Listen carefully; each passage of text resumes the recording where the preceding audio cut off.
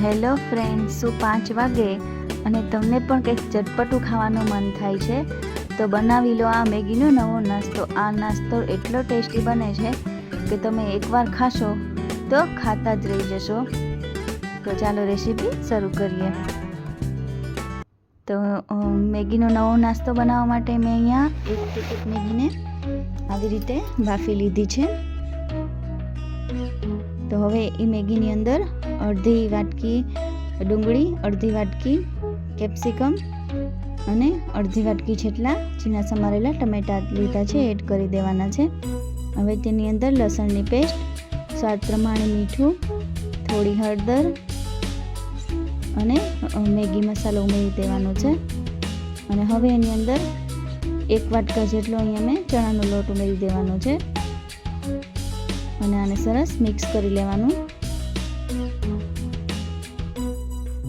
તો જો અહીંયા આ રીતે સરસ મિક્સ થઈ ગયું છે. હવે આને આવી રીતે આપણે ગોળ ગોળ થોડો લોટ લઈ હાથમાં આ મિક્સર લઈને ગોળ ગોળ વારી લેવાનું છે. આપણે જે રીતે ગોળ ગોળ વાળીએ એ રીતે જ ગોળા બનાવી લેવાના છે.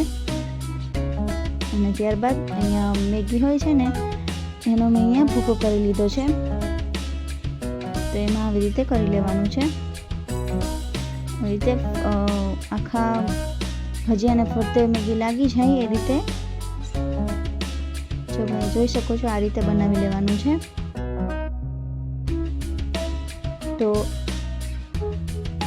અહીંયા મેં બધા આવી રીતે બનાવી લીધા છે. તો હવે એને આપણે તેલની અંદર તળવાનું છે.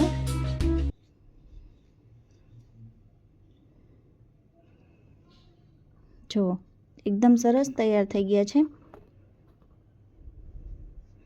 તો હવે એને આવી રીતે તેલમાં તળી લેવાના છે આ મેગીના ભજીયાને. આ ભજીયા એટલા ટેસ્ટી બને છે કે ઉપરથી સરસ ક્રિસ્પી અને અંદરથી પણ એકદમ સરસ ટેસ્ટી લાગે છે.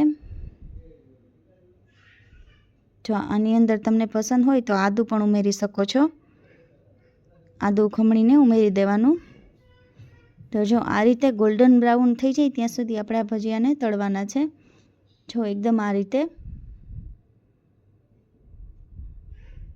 તો હવે આપણે ભજીયા સરસ તળાઈ ગયા છે. તો એને હવે અહીંયા હું બહાર કાઢી લઈશ અને હવે એક પ્લેટમાં સર્વ કરી લઈએ. તો તૈયાર છે આપણા ગરમા ગરમ મેગીના ભજીયા. જો મારી રેસીપી તમને પસંદ આવી હોય તો મારી ચેનલને સબસ્ક્રાઈબ કરી દો, મારા વિડીયોને લાઈક કરી દો અને શેર કરી દો અને કમેન્ટ કરીને જણાવો કે તમે ક્યારેય મેગીના ભજીયા ખાધા છે કે નહીં. Thank you.